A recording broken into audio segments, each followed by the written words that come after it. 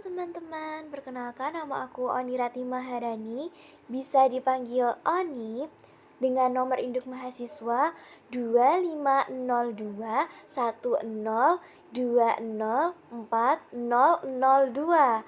Nah, di sini saya akan menjelaskan mengenai apa sih hakikat konsep dasar ilmu pengetahuan sosial. Yuk kita lihat bersama-sama video ini. Hakikat ilmu pengetahuan sosial adalah telaah tentang manusia dan dunianya dalam konteks masyarakat, yang mengintegrasikan berbagai cabang ilmu sosial seperti geografi, ekonomi, sejarah, sosiologi, dan antropologi untuk memahami berbagai fenomena sosial, interaksi manusia dengan lingkungan, serta masalah-masalah yang dihadapi masyarakat.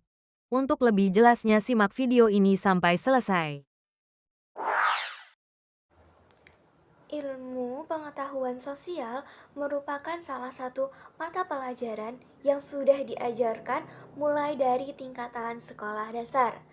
Nah, teman-teman sekalian, ilmu pengetahuan sosial itu apa sih? Yuk kita belajar bareng-bareng.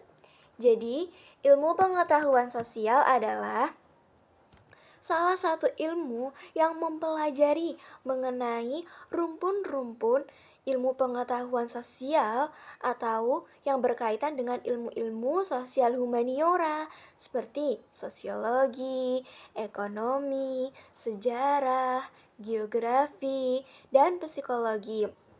Nah, teman-teman, di ilmu pengetahuan sosial ini tidak hanya belajar mengenai konsep loh, melainkan juga belajar mengenai analisis gejala-gejala yang terjadi di masyarakat.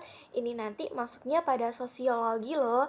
Nah, kalau ingin lebih tahu lagi, ayo kita simak pembelajaran kali ini.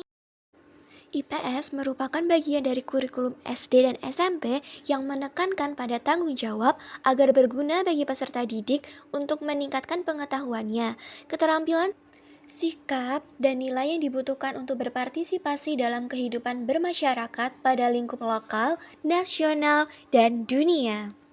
Ruang lingkup IPS merupakan kehidupan sosial manusia di masyarakat. Nah, masyarakat inilah yang menjadi objek atau sumber utama yang akan kita pelajari pada ilmu pengetahuan sosial. Aspek kehidupan sosial apapun yang kita pelajari bersumber dari masyarakat. Dengan demikian, masyarakat ini menjadi sumber materi ilmu pengetahuan sosial. Teman-teman, di ilmu pengetahuan sosial kita juga mengenal yang namanya social science atau beberapa rumpun ilmu sosial yang akan kita pelajari di dalam IPS. Nah, yang pertama itu ada geografi, sosiologi, histori, dan juga ekonomi. Sedangkan dalam geografi kita akan belajar mengenai hubungan manusia dengan lingkungan sekitar. Sedangkan dalam sosiologi kita akan mempelajari masyarakat dan hubungan antara satu individu dengan individu lainnya di dalam lingkungannya. Atau kita juga akan mempelajari interaksi sosialnya loh. Sedangkan dalam ilmu sejarah, kita akan mempelajari masa lalu yang berhubungan dengan manusia, yang juga bisa dibuat pembelajaran. Nanti kita akan mempelajari mengenai kerajaan-kerajaan apa saja sih yang pernah ada di Indonesia, dan bagaimana sih sejarah-sejarah masyarakat dulu yang bisa kita pelajari. Kemudian, dalam ilmu ekonomi, kita akan mempelajari tentang proses manusia dalam memenuhi kebutuhannya. Nah, pendidikan IPS di Indonesia juga memiliki sejarah loh. Mari kita simak sejarah IPS di Indonesia. Sejarah perkembangan IPS di Indonesia dimulai sekitar tahun 1970-an, dipelopori oleh IKIP Bandung melalui proyek perintis sekolah pembangunan. Konsep IPS secara formal diperkenalkan melalui kurikulum 1975 sebagai mata pelajaran terpadu di sekolah dasar, terkonfederasi di SMP, dan terpisah-pisah di SMA. Perkembangan berlanjut dengan kurikulum 1994 yang menjadikan IPS lebih bermakna dalam pendidikan kewarganegaraan dan pemahaman sosial.